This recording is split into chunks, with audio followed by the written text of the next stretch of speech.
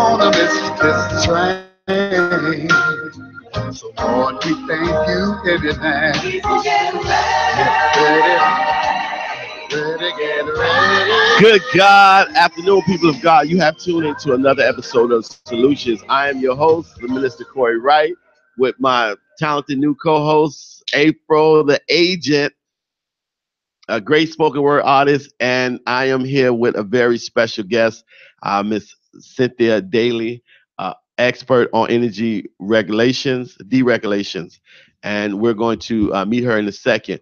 But as always, we know what the problems are. We know we need to solve them. What I offer on this platform is solutions, dedicated acts of action that bring about true change, not talked about change, and no excuses. Excuses are man's tools of incompetence that build bridges to nowhere and monuments of nothing, broadcasting live from IntellectualRadio.com, our heart radio station. Let me introduce my co-host. You said words. Hello to people. April, the agent in the house. She can't help her hair, y'all. I apologize. You know, she like her hair everywhere. She a bad hair day. Oh my God. Oh, Look wow. at Thank you. her hair. And we're like, wow. But you look beautiful anyway. Yeah, and right. we are here. Amazingly talented lady. Her name is Cynthia Daly. She's an expert on energy deregulation. Very beautiful lady, very talented lady. And I'm going to let her introduce herself and tell us a little bit about you and what do you do? Well, actually, I'm Cynthia Daly, and welcome to the show. I'm so glad to be here and be invited by Corey himself. I am visiting with you all from Houston, Texas, and I am a retired lieutenant colonel, served 28 years in the U.S. Army, the greatest country, and I just love that. By education, I am a certified public accountant. But right now, I am busy leveraging energy deregulation as it unfolds across our country. And so I look forward to sharing more information with you in reference to that. Wow. Okay. Thank you for the information. Now, tell us, what is energy deregulation? Basically, what energy deregulation is it allows people to have the power to choose who their energy supplier is going to be. Before deregulation took place back in the late 80s, there was only one utility company or supplier in a particular state or city, and so therefore consumers did not have a choice on who they were going to get their electricity from. But with the advent of deregulation, now consumers have a choice. Companies can come into the market with competitive pricing, and what this does is it forces companies to be very efficient and proficient and very innovative with their products and services as well. Okay. Well, let's talk about energy regulation. You have any questions, April? No, I'm here. I'm listening. She's like, no, I'm happy.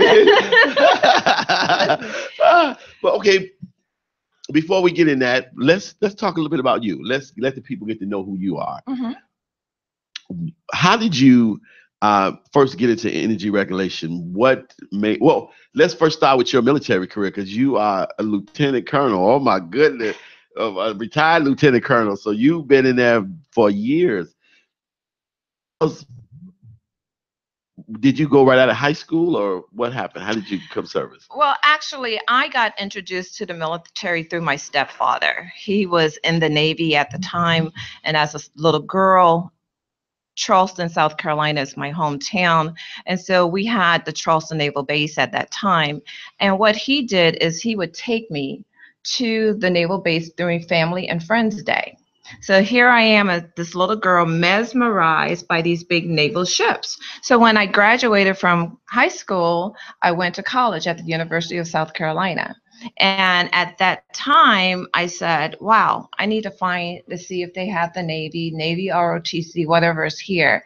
And sure enough, I found them, went in, did an interview, learned a little bit about the Navy, what they did. And now, little rooms that looked so great then did not look so good at that moment. So my question was, who is down the hallway?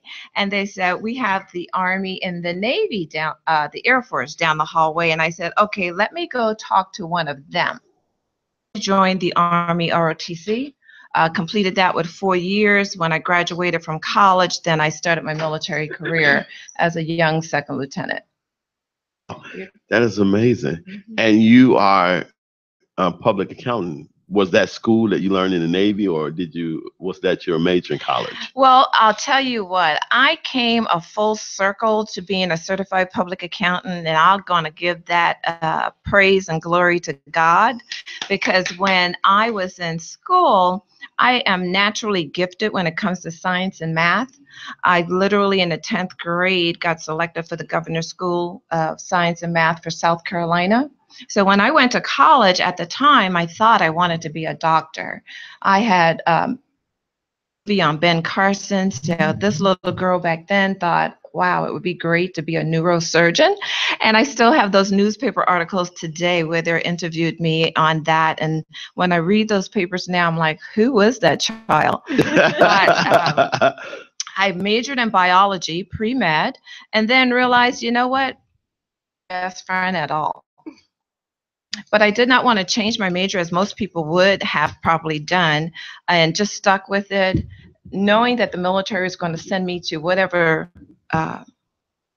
training that they wanted me to have. And as it would be, they selected me to go into communications. So I literally spent my entire 28 years in the military in communications, finishing it up with network security at the end. But as I was preparing myself for my transition from the military, I knew I did not want to do that. I wanted to go back to my first love, which is numbers. And so about 8 years before retiring, I went back to MBA in finance and then became a CPA. That's how I came to it. And I sit here before you as a CPA without an accounting degree and without accounting experience. So that's where my praise and honor goes to God, because He helped me go through that entire process. And it's for a purpose. And we can talk about that purpose later. I'm listening to you. Hey, everything you just said is like, wow, mega bucks, mega schooling, mega knowledge. What is your mom real smart, or where did this love for numbers and this brightness and this ability come from? I would say that it does come from my family. I'm going to skip my mother and go back a generation to my grandmother. Okay. Nancy Fields. Fields is my middle name, the family's middle name. And there was only a third grade education. My grandfather was only a fifth grade education. But when those two individuals left this earth, they left their 6 children in business for themselves. Wow. Okay. And so one thing what my grandmother did for me and what I'm continuing to do today is, as a 10-year-old, she would always bring me to the kitchen table. And my grandmother would always have a conversation with me on life in general. And she would always taught me about respect for money and how money is a tool. And if you use that tool properly, it will have respect for you and give you a return. And so my love for numbers then came from those conversations with her, because I always saw her with a piece of paper adding up numbers from the family business. At that time, of course, she was counting money, making out bank slips and all that kind of stuff. And so I just learned at an early age on, and you need to know how to earn it, need to know how to invest it, and you need to know how to give some of it away. And so that's where my love came from. You have a question? No, I was saying absolutely. Now, what inspired your grandma? Was it the time? Was it? I'm sure at that time there was a very diverse racial culture, as far as segregation, probably racism roaring. What made her say that I no longer want to work for anyone? Well, as the story is told to me, and my grandmother lived until I was 22 years of age, she always had a vision. A lot of people today, they don't have a vision. And if you don't have a vision for what you want for your life or what you want for your family, I believe that is the major thing that keeps people from actually being successful. because the Bible even says a lack of vision, you will perish. Well, for me, it's lack of knowledge also.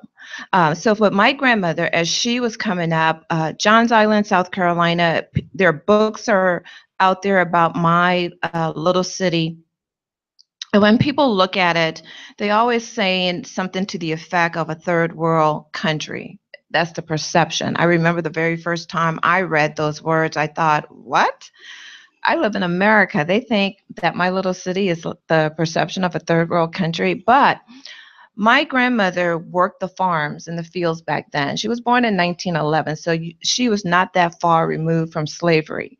But the one thing, when she was born, she was already born on family land property. So I'm not exactly sure if my family was one of the few families that maybe did get their share of the property back during that time frame. But with that being said, there was a gentleman on a piece of land. And my mother, just a big hearted woman, used to always gather other children in the community. And she would take them to one of our Caucasian brothers' property that was on the water for them to entertain themselves. And my mom told me that my grandmother saw a piece of property that was on the water and said to her, Anna, there's going to be a day, Anna is my mother's name. Anna, there's going to be a day when you will not have to take the little children over to their property, but we will be able to take them to our property and entertain them. And to go a little further, I don't want to drag this story out, but brother saw my grandmother one day and he said, Mrs. Fields, I see how hard you work with you and your children on the farm. He said, if I should ever decide to sell this piece of land, I'm going to make sure that I come and give you first offer. Wow. Someone is going to come and give my grandma first offer on the property. Well, he was a man of his word. My opinion, no one told me this, but I believe that offer was made thinking that she would have been able to afford to purchase the land when he did make the offer to her. Small talk. And so when he came over to tell her that he's ready to sell that property, my grandmother asked him how much money. $5,000. Now we're talking about back in the 1950s. My grandmother walked in her house and pulled out $5,000 cash for that property, the property that we still live on to this day.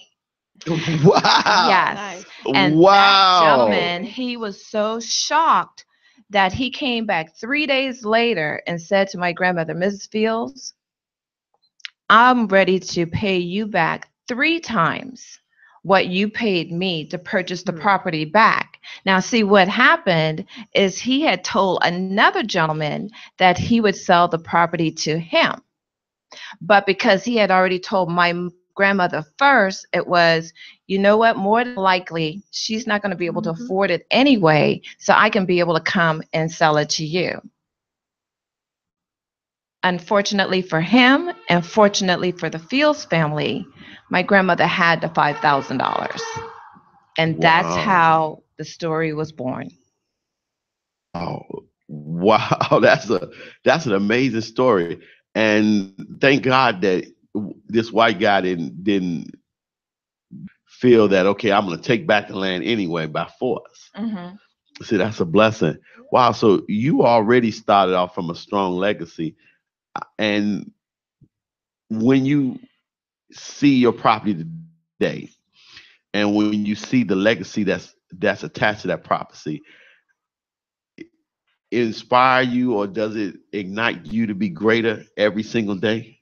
Of course, because can you imagine the sacrifice that was made? See, my thing is I can imagine the sacrifice that was made by my grandmother and my grandfather to be able to save dollars back then.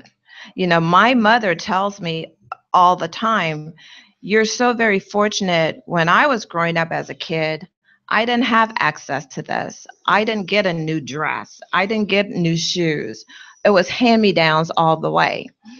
So with me listening to my mother's story, I kind of parked that in the back of my mind too, because my thing is my mother deserved to be able to get new dresses and things of that nature. So for me now, my motivation is to take on and elevate it to another level what my grandparents have done.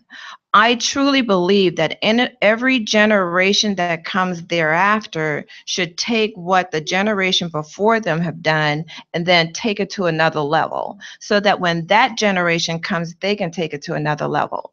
See, I was asked a question a few years ago. Can you tell me who your great, great, great, great, great grandfather is? I said, no, I cannot. The person said, do you know why you can't tell them who that person is? I said, why? He said, because they did not leave you. And he said, Wow. however, if you go 5 generations forward, and now you ask the Ford family, you ask the Carnegie family, you ask the Rockefeller family, who their great, great, great grandfather is, they can tell you. He said, as a matter of fact, we can tell them too, because we drive in Ford cars. They have their great, great grandfather's pictures hanging up in their house over the fireplace. Well, you know what I decided to do at an early age is like, okay, it can start somewhere. It can start somewhere. So I know my great grandmother, I know my mother, then there's me. So I'm 4 generations. The generations that are coming back will be able to say when someone asks them that question, who is your great, great, great grandmother? To say it right off the bat. That's where my motivation comes from with my family. It's going to start with me. Okay. You have a question? No, I just think you're absolutely amazing and beautiful Thank and you. brilliant. Thank you. Yeah, I mean, And I I love know you. it. And I'm Look at like, the hearts close going to you up. like glue. People like, oh my goodness. Yes. Because I'm Yes, sitting up here trying, absolutely. I'm like, like, wow, Yes. okay. No, I want you in my life Definitely, forever. definitely. Now, Thank you. we're going to get into energy deregulation. That's why she's here. But I love to get to know people. Mhm. And let me ask you a question outside of this. Do you think that the generation in the inner cities have been cut off from their heritage because the forefathers of that generation or of that family didn't leave them anything, not even a legacy? I do have a feeling, once again, it's an opinion and it does not really apply across the board because some people have broken through. And even though some of us may not have won at the birth lottery, and what I say by that is that we do not choose who our parents are. Someone gets pregnant and bloop, we're here in the world. And we don't know what that environment may be for us at that time or not. Come on. But us have the choice to choose whether we want to stay in this environment or whether we want to get out of this environment. And then as an individual, do what we need to do. Because for me, my grandmother and where she was, but my mother actually got pregnant in college. So I am the product of a single parent child. Mother. My dad never married my mom, so that's why I talked about my stepdad who introduced me to the military. And I grew up on a farm. My grandmother, yes, she talked to me every day at that kitchen table, but my family knows me by Cindy, and my grandmother would say, Cindy, get the hoe. Getting the hoe meant that I'm walking behind my grandmother every day going to the field. I don't know if I'm digging the hole, covering the hole, or dropping the seed. But I know at the age of 12, one day I was walking behind her and I had my aha moment and I said, Cindy, get smart. So that, when I said that, it was like I knew that there was going to be something out there better for me. And so getting smart, meaning that my mother did not have to tell me to study. I got to the point in high school where I was actually competing academically for my school. I was determined that I was going to get a scholarship. There was nothing that was going to stop me from being able to go to college at all. And I did not want to come out of college with a lot of student loans or debt. And so I think today our inner city kids, what they need is someone who believes in them until they can believe in themselves.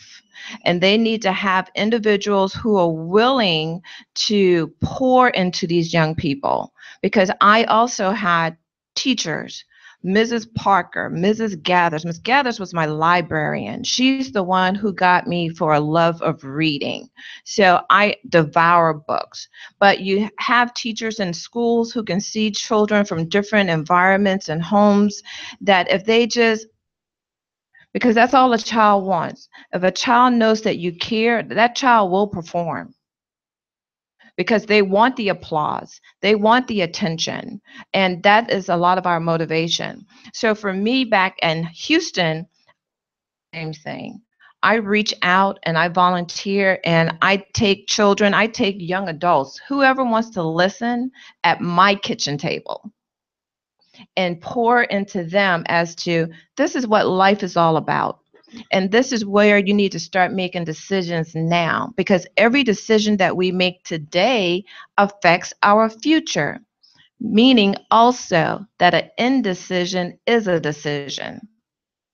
Learn how to think through it all so that we can come to that conclusion of what we want, that vision of what you want for yourself. Okay. Now, do you have kids? I don't have any children.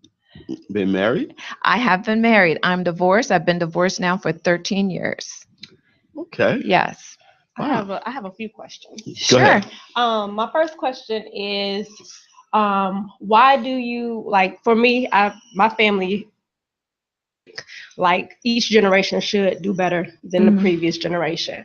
Sometimes it seems like some people, the parents or the grandparents, don't seem to want to have that. They don't want that next generation to do better than them.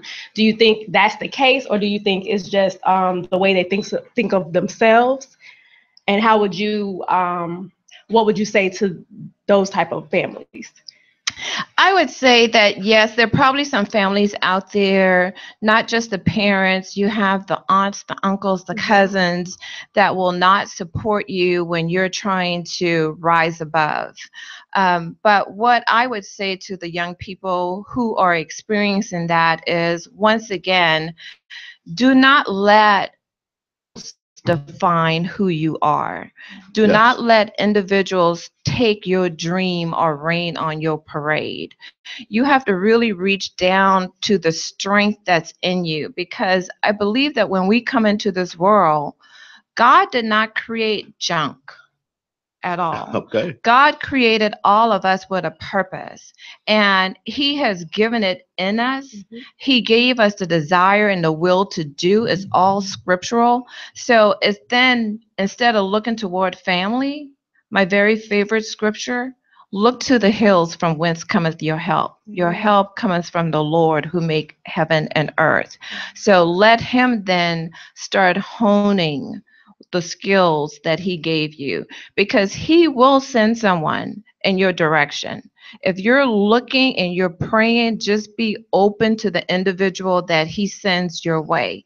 The person may not be your age, because the more of my wisdom came from people who were 10 years or more older than me, because a lot of times we look for people around our age to be able to talk to us or show us the way. So just be open to whatever there may be out there, because if you want your family to go somewhere, you have to step out regardless and do it, even if you have to do it alone, even if you have to do it afraid, just do it. Thank you so much. Next question. That's it. Okay. She answered 2, 3, 4. Okay, now- She got it all. What if you say, so what if somebody watching right now say, she's a very educated lady, she's lived a very charmed life, she's very intelligent, so you know what struggles is about? I knew that was gonna make her laugh. Holy Spirit gave me that. She started to laugh. Finally, I made her laugh. People, let me share this. Before when she walked in here, I had every joke I thought was funny. Earl, the owner laughed. I know April would have laughed, but she was like, I'm like, okay, and I finally made her laugh. So I did my job. I'm happy. Okay, so was I part of that? Was I part of that joke? Talk about my bad hair, says the bald man. Was that?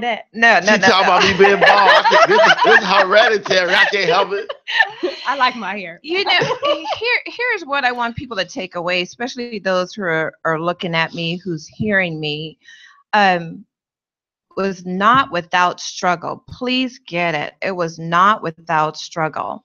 What you're seeing today is a 56-year-old mature woman who learned from her struggles, who learned from her failures, who picked herself up off the ground and decided that, you know what, no matter what life threw my way, I have some bumps and bruises and scars under these long sleeves, but once again, I did not allow that to affect my life. I did not allow the devil to have a foothold or a stranglehold in my life. Because when God made me and Jesus came, he said, I have overcame the world for you already.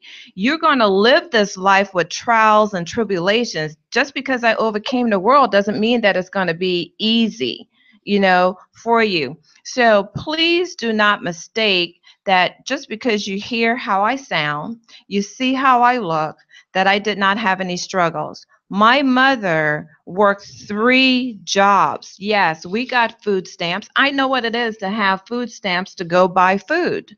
But once again, I use that as my motivation, that generational cycle here. Yes. Wow. No. Poverty, as I was exposed to it at that time, was not going to continue in my life. So that was one of the reasons why I said, Cindy, at the age of 12, get smart. You're going to do something. You're going to take what your grandmother is trying to do here, and you're going to elevate it for yourself. Because when we're working a job, guys, we're working a job for the person who created the job. Them richer and richer and richer. But when you decide to take hold of the reins for yourself and create something where you can work for yourself, a business for yourself, now you're working for your last name. We need to teach our children that your last name means something. Your last name matters. And so what are you going to do that someone will know that you once upon a time existed on this earth? A few generations, that's why we don't know who those great-great-grandparents are. It's almost like they never existed on this earth. We knew they were here. Footprint. Wow. Wow, you have blown me away. And the funny part was when I was speaking to Cynthia, she was like, we have a 2-hour show. And I'm like, you're going to see how fast the 2 hours go quick, especially when you have things to talk about, especially this activated question. Now, you are in Chicago until Saturday. Would you like to tell people why you're in Chicago? Yes. As a matter of fact, I've been in Chicago since this past Thursday, and we're here because of energy deregulation. I am in business for myself. I partnered with a company that's based out of Dallas, and so we just opened up the Chicago market on September 23rd to help people with their electric bills, to lower those bills, and to know that they can also make money off the bills. Now, go ahead and throw this caveat out there. I know a lot of people under the sound of my voice has probably experienced other companies coming into your market, knocking on your doors, switching your electric bills, and then next thing you know, you experience that the rates that were promised to you were no longer those rates, that you had an increase, your bill was high, but there are companies that do not do things the right way. There are companies that do the right way. And so I ask people to just be open, because you just never know what the possibilities are.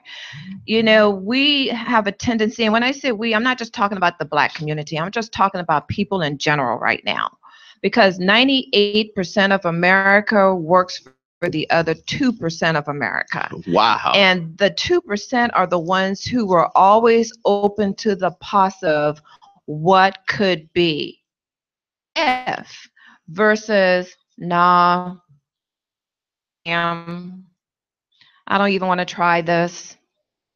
That's why we find ourselves. So I'm here to educate, and I am here to leveraging energy deregulation and getting yourself into that equation on being able to profit just as well. Just to let you know, I like to follow what are some of the other big players doing in the market. And one of the persons that I follow is Warren Buffett, number 3 richest man in the world. So who would not look to see what he's doing? And in 2013, Warren Buffett purchased Nevada Energy for $3.2 billion. He said many years ago that energy deregulation was going to go largest transfer of wealth. Because think about it. We have over 300 million residents in the US. If we were to take out children who don't pay an electric bill, we still have about 200 million bill. So if you can get yourself in that industry where you're now making money off electric bills, something that people are going to pay regardless if they have a job, if they don't have a job. Because I know the 3 of us around this table, if we were to lose our job tomorrow, we're not going to call our electric provider and say, turn off my lights so I can save money, right? Right. You're right. We're going to find a way to pay that. And so look at that. And then just earlier this year, Warren Buffett comes to Texas. Everybody knows Texas is an oil and gas state, right? First to purchase our largest utility transmission company, Encore, for $9.2 billion in cash. I know I don't have anywhere close to any billions of anything, but I have found a way to get into energy deregulation to get paid just like Warren Buffett is going to get paid. Wow. Wow, I was right. Now, give us a little history of energy deregulation and why did it come to existence?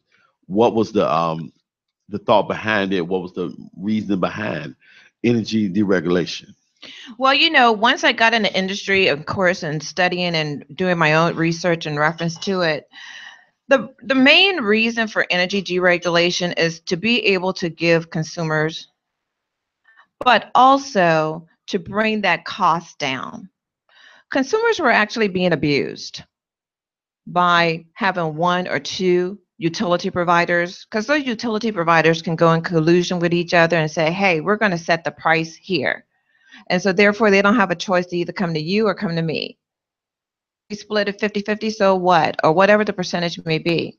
But it's actually to rescue people from having to pay such outrageous costs for an essential service that we have to have. It's almost similar to the communications sector, telecommunications. Back in the 1970s, that's when Ma Bell broken up. It made way for AT&T, Verizon, Sprint, T-Mobile. If not, we would not have those 4 companies today that give us choices. We can do comparison pricing, get plans and products that meet our needs, meet our budgets. So that what energy regulation put into place is giving people the opportunity to get services and products that will fit in their budgets. Not all states deregulate. You're absolutely right. And like Texas, you're from Texas. Texas still has 15% of Texas still regulated. Right. Why is it that so many people don't look at their bills and know this, or why this is not spread more often to people in cities and states? Well, it's once again, it's a matter of education, and people have to want to know. When I'm talking to individuals and I ask them, how much do you pay per kilowatt for your electricity? Or if I'm in a state with gas, how much do you pay per therm for your gas? And people would say, I don't know. I just pay the bill. Well, companies count on people not knowing and just paying the bill for their rates. And that's the other thing. People need to really look at what it is that you're paying for something and determining, do I really have to pay that rate, or can I get something better for myself and my family? Can I actually save money on this so that I could redirect that money to something else? But for the norm, the majority of individuals, they have no clue. It's not even just electricity. All sorts of things that they pay, they have no idea why. Their phones, the mobile phone companies right now, that's one of the biggest thing with them, is everybody wants to go run and get the latest and greatest phone technology. That much more than the phone you had previously. And they're paying 6, 7, 800. Apple just unveiled a phone for $1,000. People who can't even really afford the phone for $1,000, but because they have those installment plans, they're going to go ahead and buy these phones. I spoke to a young lady and she said, you know what? I need to lower my costs for my mobile phone. I said, okay, let's look at your bills.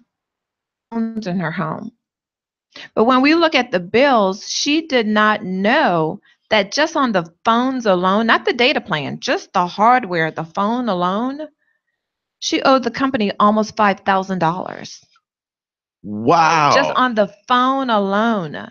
On the data plan, it was almost another $1,000. So I said to her, $6,500 for a phone? This is nuts. Now, show me your bank account, because I want to see if you have $6,500 in your bank account. Well, she didn't have $6,500 in her savings account. This is where the eye-opening education comes from. Because I said to her, look, this is what the phone company and other companies rely on, that the masses are not going to pay attention to what they're getting. And so therefore, we can slip all of this on them, and they're just paying us year after year after year. People are not even owning their phones. Why? Because here comes the other trick. $150 credit after 2 years that you could use to purchase another phone. Well, here's my $800 phone. You give me $150, now I owe you $650. Wow. It's the madness, and it really gets to me about that. But you know what? I can't fault the companies, because they're here to make money, and they're going to make money off of you one way or the other. So it's up to us to educate ourselves and be more cognizant, and even be more ask ourselves the hard questions on, do we really need these things that really have no return on value every time one comes out? Because I'm guilty. I have a Galaxy 5 phone right now, but I only bought that phone because I still had a flip phone where the back was out. I had tape on it so the battery wouldn't fall out. And I had one of my colleagues, she embarrassed me on the air flight one time.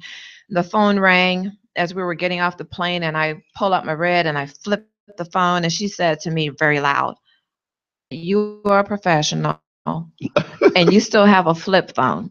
So that's why I went and got a flip phone. But you know what? We just need to do better how we're spending our money. How do you recommend someone chooses their deregulated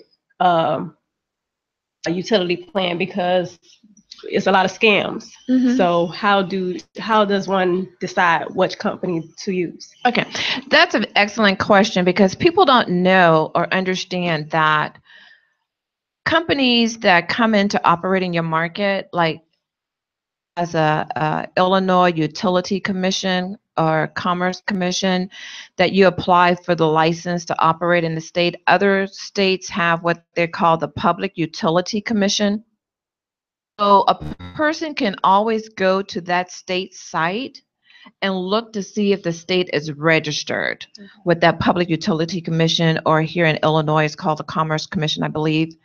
And if that company is registered, then you know you have a very reputable company. Why? That commission's sole purpose is to regulate that industry, regulate the utility companies. A utility company cannot even increase their rate, asking the commission to approve that increase. And the commission can say yes, and the commission can say no, and the commissions have said no. So it's not like a rate increase is just going to be automatic either.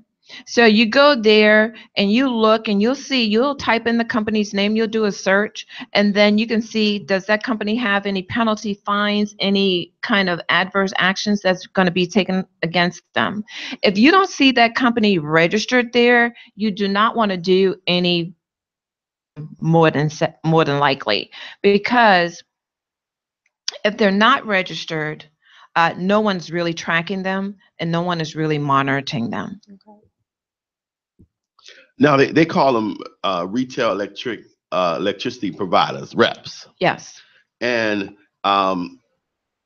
when you deal with a rep, and that's a retail electricity provider, the normally contract goes from six months to 24 months. Is it a set rate that these people enter into? Or why would somebody enter into these contracts from the state utility company? Okay. Yes, retail energy providers, that is exactly what they are. Now, you do have some companies out there who are resellers of energy and middlemen, but the company I represent is a direct retail provider just as well. And you have contracts, and you also have month to month. In some states, month to month says, you know what, you can be here for 30 days and the next month decide you want to move on to someone else. You'll find your bill going to fluctuate on a month to month.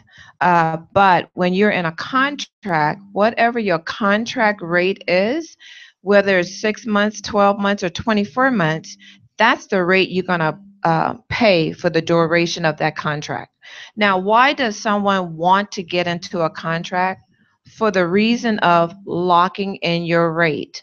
A lot of people don't understand or realize that is based on a commodity of gas, and gas is traded on the stock market. It's the same concept of when you go to a gas station and you see one day the gas prices have increased, or another day the gas price decreased. And so with electricity, that rate is going to be set based on what is the price of gas at that time. So you then will not have to worry about the fluctuation in the prices during that year or however long your contract is. I always recommend to a person, I do it myself, get in a contract. Therefore, you know exactly what you're going to be paying from month to month to month, what your rate is going to be. Now, with most reps, the bill is broken up into two parts. One of them is the electric supply and electric delivery. That makes up 50% of each of your bill, so 50-50. Why is it that electric is billed for electric supply and electric delivery? Okay, the reason why it's billed for electric supply and electric delivery is because the supplier is the different companies, the suppliers. So for instance, here in Illinois, you have ComEd. There's another company out here called Nicor. Yes. So, and of course, my new company called Stream. We are the different suppliers. The utility part is the person who, or the company that owns the grid, that real estate that has the poles and wires that the electricity runs across. And so that's why it's going to be billed separately like that. because the supplier who's running their electricity across it, they of course bought that electricity wholesale from somewhere, and so you need to pay them. But the person who owns the grid that the electricity went through across, that's the transmission portion of it, so we have to pay that company as well. So in that logic of thinking, Nightcore, ComEd, they can all get their electricity from the same supplier, but charge you a different rate. Actually, this is how it works.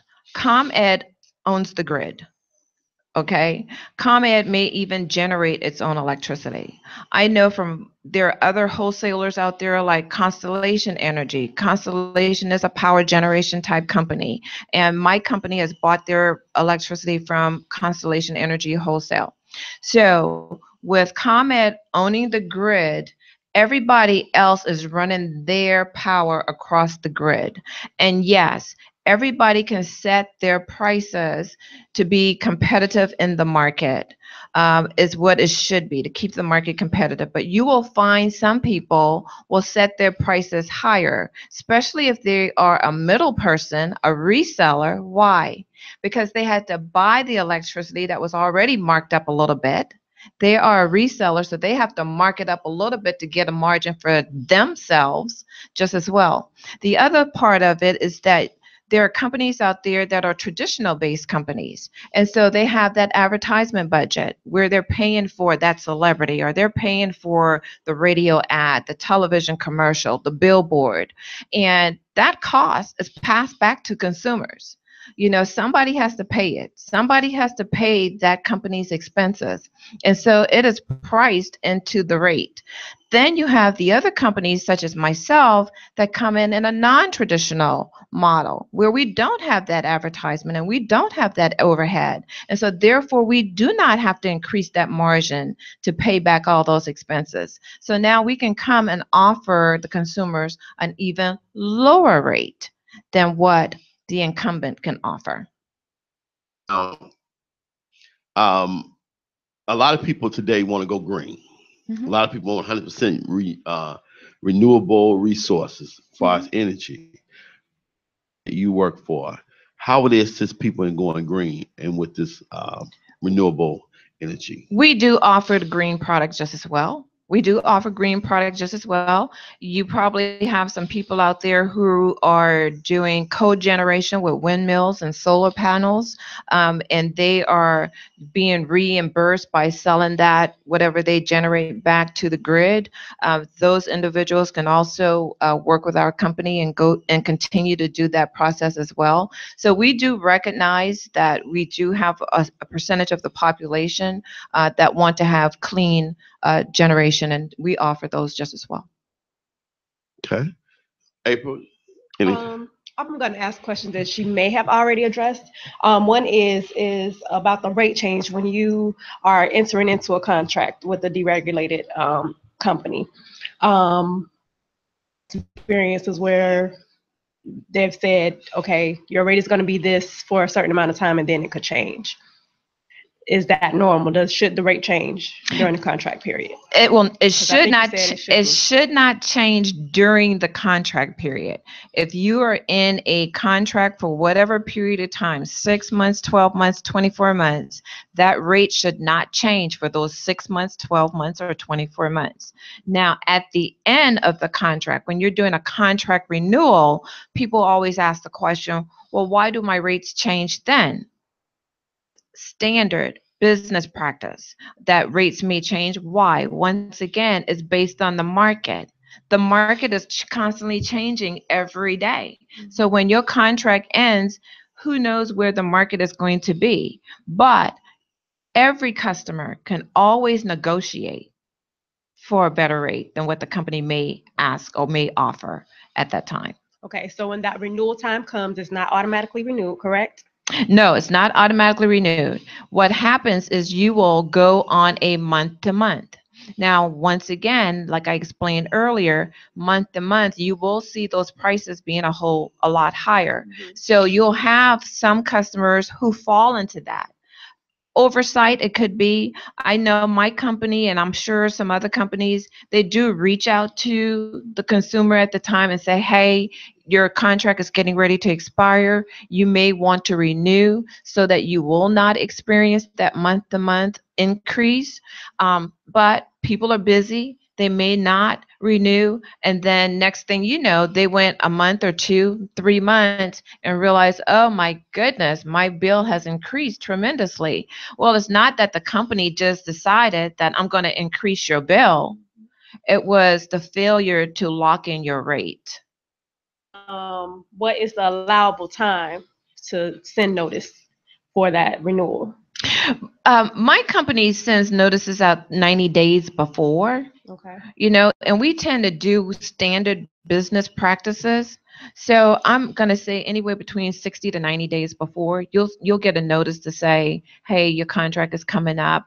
It's okay for you to renew now. And that way you can lock in the rate that's being offered at that time, because 3 months later or 4 months later, the rate could very well go up. Okay. So there's no legal time span to send out notices for renewals? No. Okay. Okay, now tell us a little bit about your company. Tell us about your position in the company. Let us get to know your company. Okay. My company, the name of my company, of course, is Stream. And Stream is a 12-year-old company founded in Dallas, Texas in 2005. It's generated over $8 billion in sales in its short 12 years, yes. And we are only in now 7 states in the District of Columbia. And so once again, we do it in a non-traditional model out there. And so it's people like myself traveling from state to state, people who are already in those states. Now we do word of mouth, building those relationships with individuals, because going to actually become your customer or want to do business with you until that they know that they can trust you, that you have their best interest at heart, and it's not just about you whatsoever. So that's how my company operates. And we do natural gas and we do electricity. So right now we operate, of course, in our state of Texas. Texas is only deregulated for electricity. It's not deregulated for natural gas.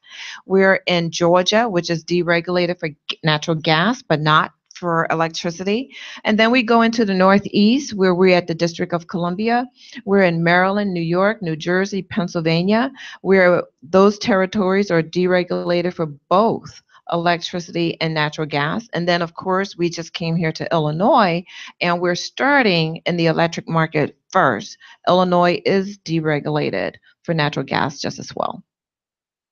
And when did you get involved with this company, and has your success rate far as growing in the company's been like? I got involved in the company 4 years ago.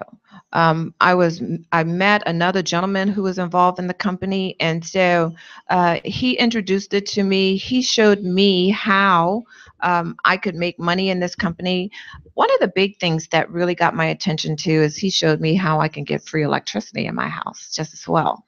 And unique to us and just a few other companies, but most of your companies such as ComEd, if they advertise free, they'll say free during a certain period of time, whether it's free in the evenings, free on the weekends, or whatever. But we actually allow individuals to qualify to be able to get their electricity 100% free in their house month after month after month, year after year after year. With it, I have been successful in the company. I am known as a senior director in this company. There are only 2 other levels above me, an executive director, national director, which I am completing my executive director level right now with this business. And so it's a very simple concept. Everybody needs to use electricity. It's a matter of just educating them, letting them know this is what you could be paying, this is what you could get in your home for free, because not everybody wants to make money off of it either. People, even if you don't want to make money, If you just got it in your home for free and you don't have to pay that bill every month, and I don't care if your bill is just $20, could you not use your $20 someplace else? Yes. And like, if people want to get in contact with you, how would they get in contact with you, or are? Yes. As a matter of fact, we are going to be we are having meetings. Our first meeting started on October 9th here in the area. So we have meetings every Monday from 7 p.m. to 8 p.m. in Northbrook.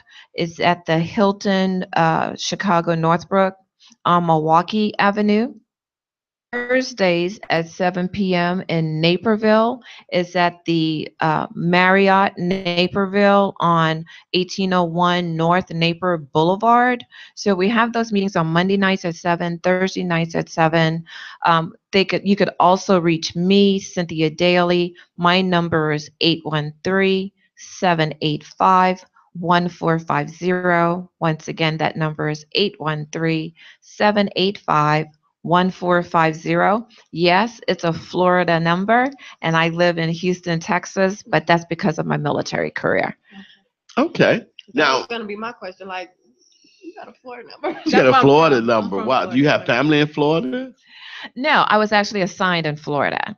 So that's my original number from 17 years ago. I've never changed my cell phone number because through my military career, you give that number out.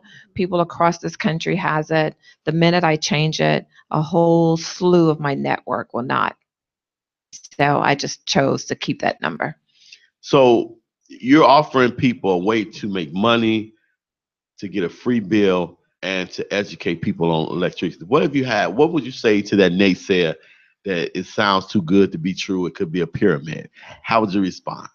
Well, I love it when people say pyramid, because then I ask the question, pyramid to you? Because I want to make sure they understand that they know what they're saying or what that word means. And I have found out that a lot of people don't even know what the word means. It's just that they have heard so many other people use the word pyramid. But I also say, guys, the biggest pyramid that we have in this country is corporate America, because I understand where they're coming from. They thinking that, oh, so we get involved with this company, we're not going to be able to make money because the person at the top is always going to make the money. And that is not true. But that is true in corporate America, because the person at the apex in that pyramid is the CEO. And the people at the base of the pyramid are all the employees. And yes, employees, you're not going to be able to make more money than the CEO. But in this type of business, which is network marketing, multi-level marketing, that is the correct terminology, it is not a pyramid. Pyramids are a goal. No company can operate a pyramid in America. A pyramid, for those companies that have been caught, is because they did not offer the consumer a product nor a service. The other term that is used simultaneously with that is Ponzi scheme. Okay, one of our most famous Ponzi schemers, Bernie Madoff, is in jail right now because of what he did. He took people's money, but he did not offer them anything back for it. Even though they thought they were investing their money, the money was not being invested in the proper channels in which he promised. But if a company is out here providing a service or product in return, it is not a pyramid. It has to be legitimate. And so I always want to educate people when it comes to that. The other part of it is a scam. Once again, industry. Electricity is a regulated industry. This company had to spend millions of dollars to get into this business. They have to apply for a license. Your state agency or any state agency is not going to just casually issue a license to any company to operate with consumers without the consumer's best interest. So you better believe that before that license was issued, they did their due diligence. They looked at that company. They look at the company's capital. Do they have the wherewithal to even enter this market, and not here today, and when someone wake up tomorrow, they're gone because they weren't well capitalized. Does this company have the leadership? These are some of the things that state regulated agencies will look at.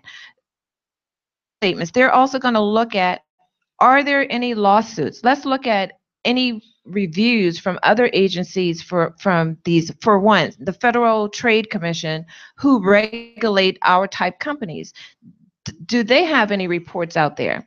I always tell people another reliable source that you want to go to when you want to check out a company, go to the Better Business Bureau. See what that rating is for the company. The Better Business Bureau lists about 13 different criteria that they take into consideration before issuing that company's ratings. And one of the criteria is complaints. And I like to go ahead and address that and just put that elephant in the room on the table. Go ahead. Because what company out there exists?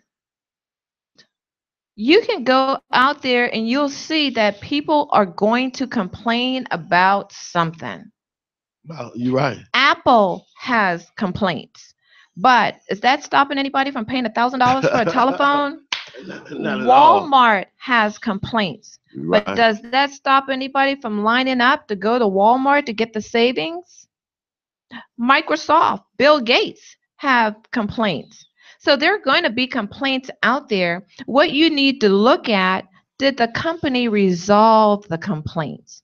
And that's what the Better Business Bureau will have. They will have the complaints out there, but also the company will also resolve the complaints because they have to respond back to the Better Business Bureau on how you resolved it.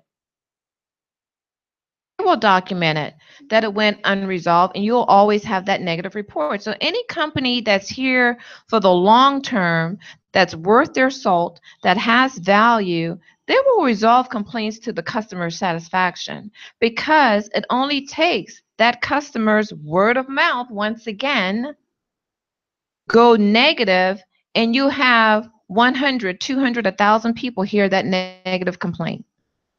But anytime any company does something good, we're not really out there saying, wow, that company gave us great customer service. Oh, wow, I really saved on that company. Now, we, on the other hand, would do that sometimes. Like if we get a good sale, we go to a good movie. Oh, yeah, friends, our coworkers, our colleagues, our church members all day long about that. But those companies give us absolutely return for those referrals. And I know you have referred someone who went and sat at the restaurant and say, yes, Corey, that restaurant was so good. I really enjoyed it, and I'm going back again. But did the restaurant send Corey a thank you of any sort or form? No. No, not whatsoever. And so that's what I tell people. In this kind of business, at least you can get rewarded for telling someone about something good. With your great resume, your great credentials, I know that has to be a great strong point in people saying, wow, what made you get into this company with your great background? Because were you retired when you got in this company, or did you retire because of this company? I already retired from the military as a lieutenant colonel in 2011. I didn't get into the company until 2013. And as a retired lieutenant colonel, yes, I would say that retirement check that comes in is a pretty good check. I always, I'm sure you can pretty much write your ticket, because they see lieutenant colonel on your resume, you gonna get the job. Yes, and being a CPA, yes, I can make good money as a CPA because I have that credential. It was something that did not come easy, and people know I now have the knowledge to do the job. Here's the big difference on all of it. It's only a job. And that job is going to stop with you. You cannot pass your job on to any of your family members. pass my retirement check from the military to any of my family members. Even if I had a child, I could not pass my military retirement check on to a family member. I can, if I was married, a spouse would only be able to get a portion Right. of the check. So I rather put my energy in something that at the end of the day, and for generation after generation after generation. Because my company that I work with says, you build it, something happens to you, whether you die, whether you have to step back from it to be a caregiver, or whatever it may be, pay out for 3 generations. Wow. 3 generations. Whose job pays out for 3 generations? So yes, I don't rest on my laurels on the fact that I have a good education or anything of that nature. No more rested on hers, because she could have stopped after her show and say, I'm done. But she started her own TV show. Now she's writing for 60 Minutes. She gets it. It's all about the legacy. And even though she doesn't have any children, look at what she's doing. She was able to send 1,000 young men to Morehouse and pay for it in full. I love me Okay, some Oprah. Wow. you can't do that off of a job at all. You can't do that resting on your laurels. Me, I start where I am. I'm not a multi-billionaire, but you know what this business has allowed me to do? It has allowed me last year to adopt a nursing home and had the director of that nursing home to identify every person in that nursing home who did not have a family member, or if they did have a family member, the family member does not come to see them. They gave me a list of 48 individuals. I single-handedly, with 48 individuals, made sure they had a Christmas. I hand delivered every gift to every person. This is what this type of business does for me. The other thing that I was able to do is I was able to do what I call the 12 days of Christmas, based on the song on the first day of Christmas my true love gave to me, and then it goes all the way to the 12th day. Well, if we start on December 14th, the 12th day will end on December 25th. If I calculated that right, either the 12th or the 14th, but it will end on December 25th. Do every day is I went and I picked someone, Holy Spirit, to just direct my step to individuals, and I gave out cash for 12 days. And I spoke into that person. I let them know that they were loved. I let them know that someone cared for them. I let them know that there was still hope for them. Look for people who look like they didn't have anything. I went from male, female, black, white, Hispanic, young, old, couples. Everybody to know that, you know what, this world still has a lot of good left in it, but you have to position yourself to be able to do that. That's the thing that people are not doing. They're not positioning themselves. The other thing I believe is that somewhere in this world, whether here in Illinois, under the sound of my voice, over the past few days, the communities that I've touched so far, depending on me to be successful. They didn't know that they were going to meet Cynthia Daly in 2017, years ago. But God was already preparing me for this moment in time. We are created for moments in time, but we miss our moments in time because we don't get in position. This is what the business has done for me, and this is what this business can do for anybody, because you can be from jail to Yale. You don't need to have a college education to do this business. You just need to be coachable, trainable, and have an unyielding desire. Yielding desire to want to have a change in your life, to be able to be the exception in your family, and to do something that's, and don't be afraid to be different. Wow. That's amazing. April, you want to say something? I absolutely and totally agree. I have a little something for you guys next week on the show. That's everything is totally divine. Like everything that's happened in my life since meeting you, since a little bit before meeting you, has led me up to this place. So everything she's saying is absolutely totally divine and absolutely totally true, and I get it. Awesome. I'm with you. Awesome. And that's what we're here for. We're just here to share. And for those who get it, they get it. Mhm. And we run with them. Those who don't get it, it may just be taking them a little bit longer, and that's okay. Hopefully and prayerfully.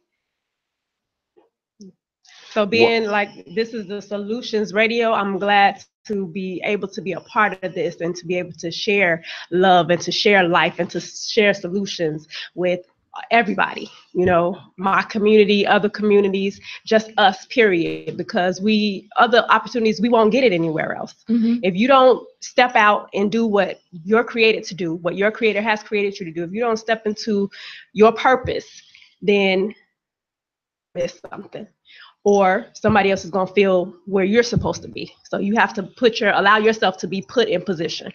If you don't, you're going to miss out on a lot. And whatever you're doing that you think is so cool that you don't want to walk into whatever God is trying to show you, I guarantee you, whatever God is trying to show you or whatever God is trying to give you is way more the fun is you think you're having. Yes. And I want to piggyback on what she just said about what God is trying to give you, because there's so many people praying at this moment for an answer on whatever their situation may be. But what I want to challenge people is that look for your prayer to be answered in a particular way, because your prayer could be wrapped, wants to wrap it, as that gift to you. And so I believe that a lot of people miss the answer to their prayers because they're looking for it to come a certain way. And I'll share a little bit about that for me as to why I said that. I was diagnosed with an incurable disease. It's called sarcoid or sarcoidosis. Never heard of it, didn't know what they were talking about. The Mayo Clinic diagnosed it to me and said, there's nothing we can do for you but put you on prednisone. I said, no, because I know how that works. I'm going to pray for an answer. Come on. And so there I go. I then started praying like, Lord, I know you're going to send me the answer. Holy Spirit, help me to be alert and awake and to recognize the answer when it comes. And being an only kid, here I am back in 2000 at a travel agency, because we didn't have all the online things that we have now to book travel. And I am asking for reservations to Charleston, South Carolina, to go home and tell my mom that I just got diagnosed with this disease. Didn't want to call her. I just wanted to go in person so I could be a comfort for her as well. And here is a lady next to me, a Caucasian woman by the name of Barbie. And I just overheard her say she was going to Charleston as well. And so when she finished, I then offered to just give her some recommendations on what to do in my hometown. She was going for the first time, a hotel, restaurants, other activities. And Barbie then just turns around to me out of the blue and she says, cell phone.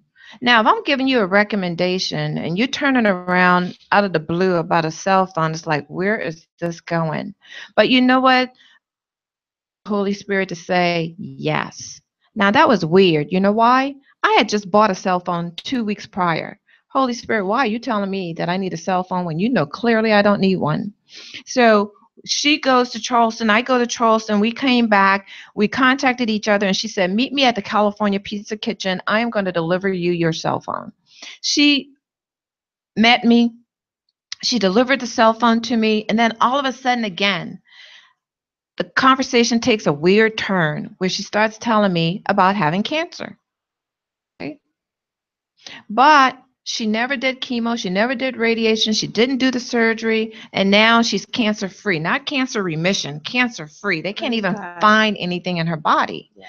So once again, the Holy Spirit said, well, tell her about you. So I said, hey, Barbie, let me just tell you that I just got diagnosed with sarcoidosis.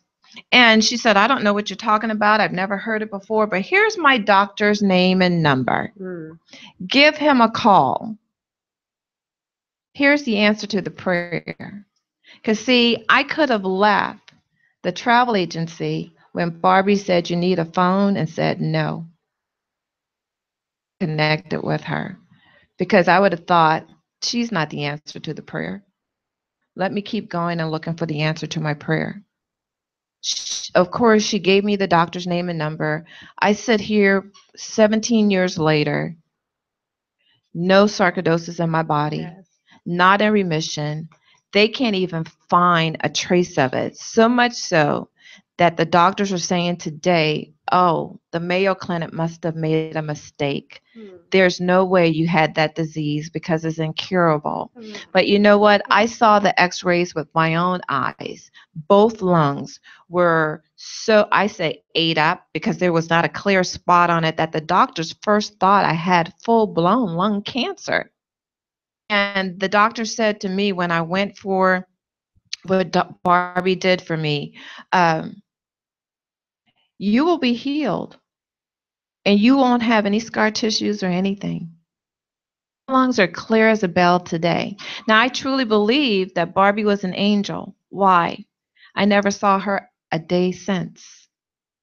Wow. Yes. She went with me to the doctor. She said, I'm not going to let you go by yourself. I'm going to go with you. And I saw her during that moment of time. Seen her since. I had her cell phone number. I called the cell phone number and it's disconnected. Phone. I don't have the cell phone any longer that I got from her. Wow. But I'm just saying how many times people have missed having their prayers answered because they look for God to answer it in a certain way. I didn't know how he was going to answer. I didn't know it was going to be through a Caucasian woman at a travel agency. I say that to say, since I've been diagnosed with that, I've met so many people that Bernie Mac used to have it, our great actor who died, and stuff. And I have shared with other people done for me. I truly believe that it was not just for me only. God gave it to me now to give to other people. Do you think any of them went to see that doctor? They're still looking for their answer to come a different way.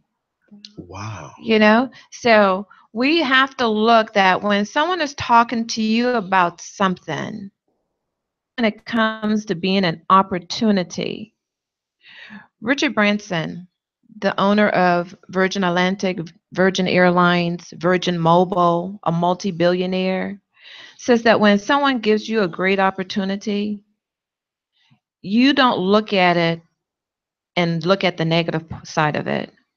You look at that person being able to train you and coach you and teach you and learn that what you need to do to make that opportunity a success.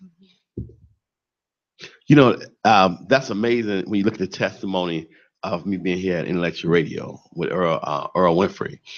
I remember when I first came here and some of the people that were radio hosts said, well, you know, you go in there, you do your show, don't let nobody try to change you or let them try to change you, realizing that the knowledge that he has and the producer Wanda Bolter has that they've given me in the months I've been here, it's been outstanding.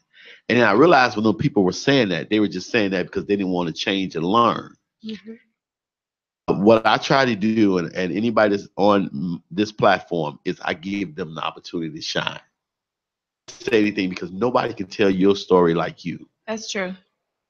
And listening to you, I knew there was a great talent, just like I knew it was a great talent in at a friend of some CD release. And I was just talking to her and I felt the energy. I said, wow, she would be good on radio. Boom. And I was telling Earl about her, but then she went back to Florida. Oh, okay. So when she came back, I'm like, okay, she's back. Because I was trying other co-hosts, but I said, I know I want her because I know she got the ability. And the funny part that I'm laughing about is because she said, I don't know if I could do 2 hours. And I remember talking to you on the phone. You was like, what were we going to talk about for 2 hours? And I'm looking at it, look at the time. We have been talking for over an hour and a half. And it just shows you that when you have great ability and knowledge, because somebody needs your message. Yes. And it's good that you gave so much prominent information. Mm-hmm. Now let me ask you a question. When it's all said and done, and people are talking about Cynthia Daly, what do you want them to remember you by, and what do you want them to say?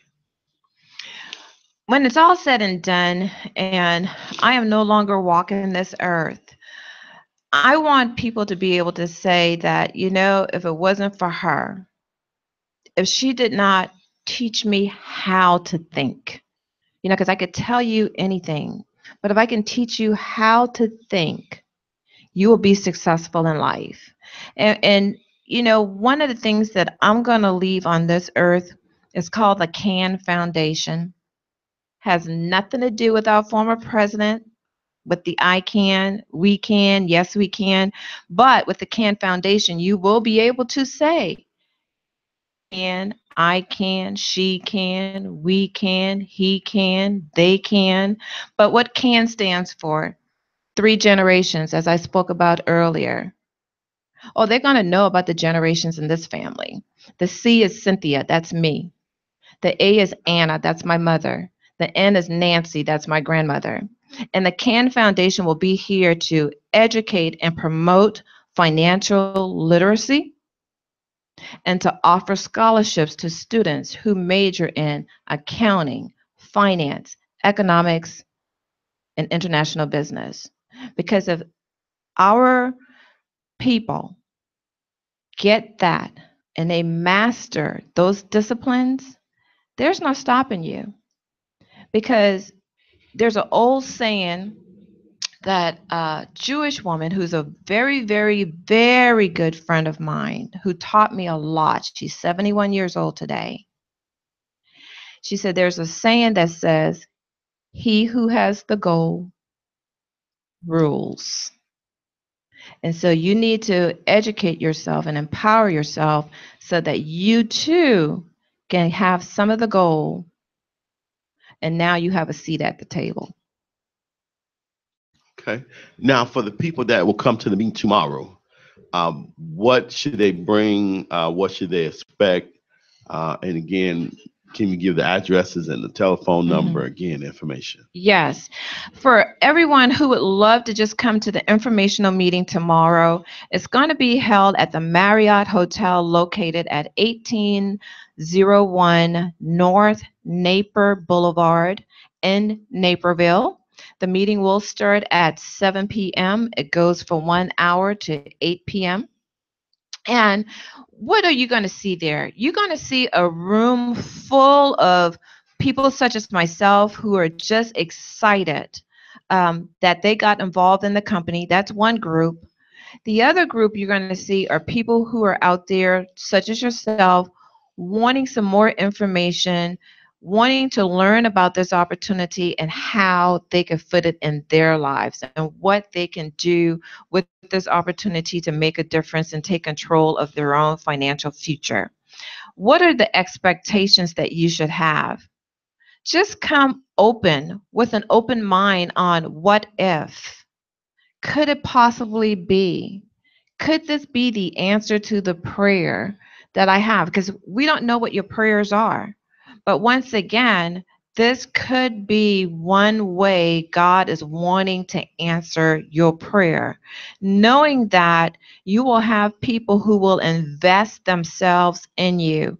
I'm actually coming back to Chicago the week of November 6th.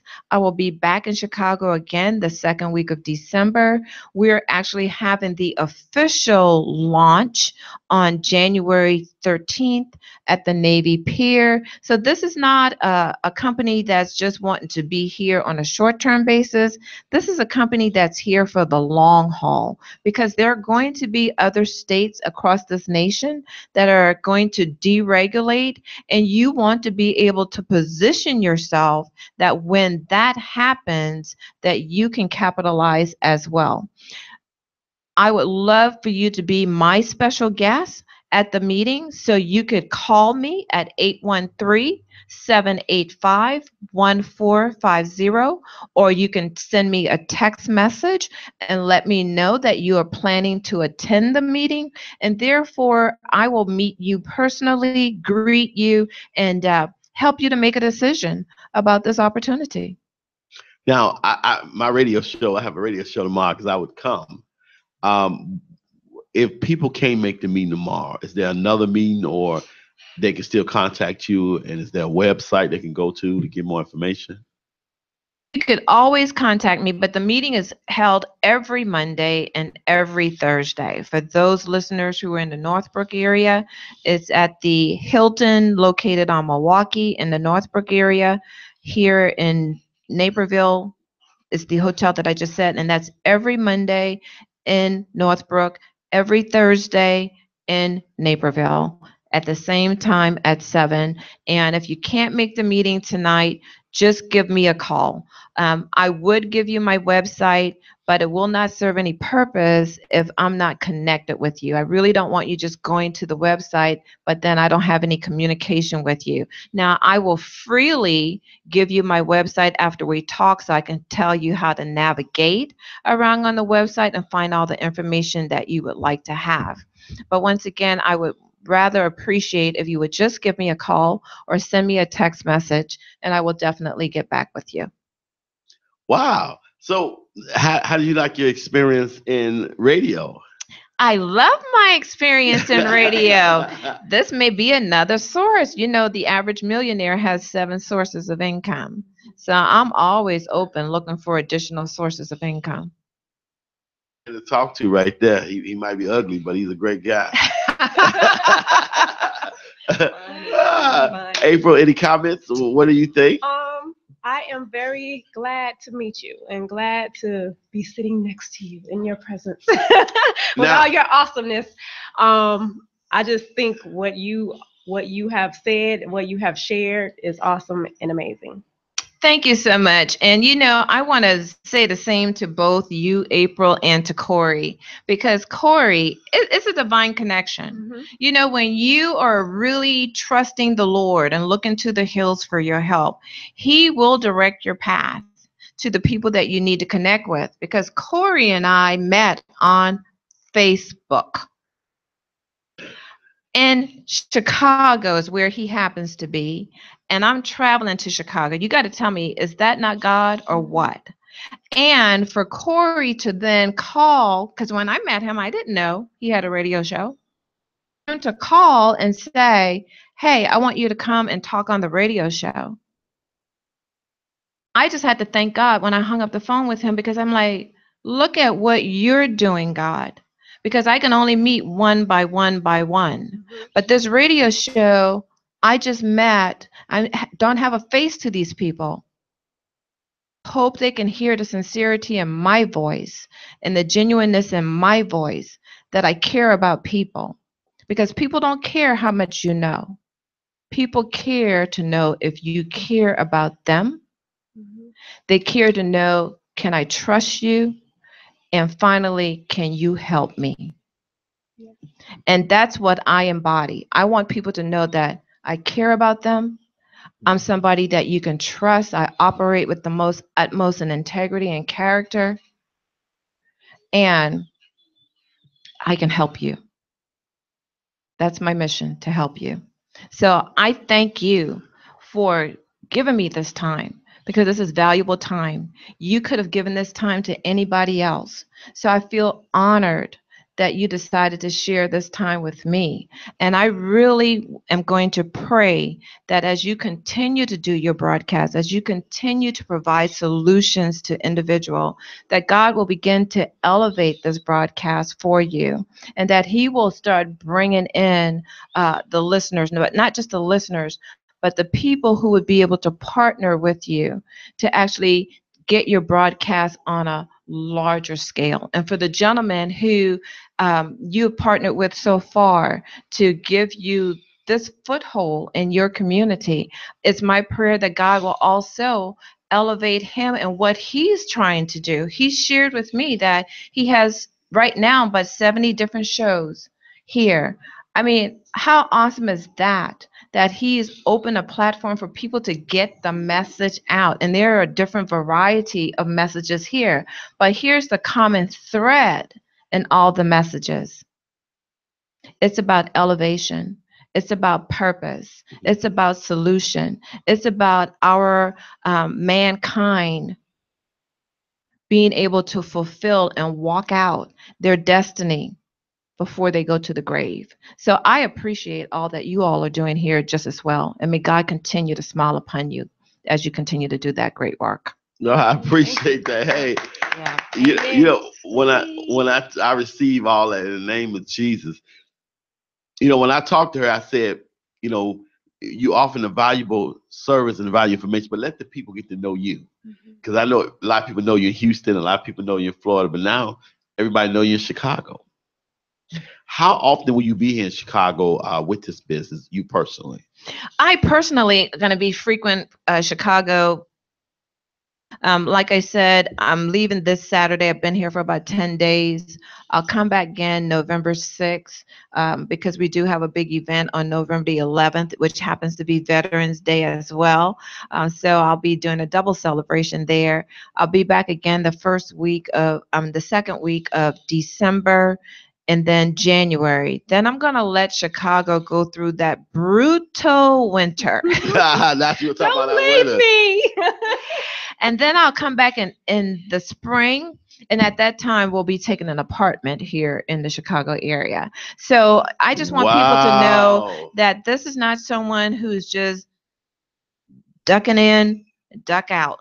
Duck in, duck out. No, this is serious because I've seen it. I've seen what it has done for individuals in a short period of time. I've only been in it a short period of time for about 4 years. But I've seen people who's been in even shorter than me, who've been able to resign from their jobs. Women are being able to go back home and be moms to their children and work a business that gives them 6 figures a year.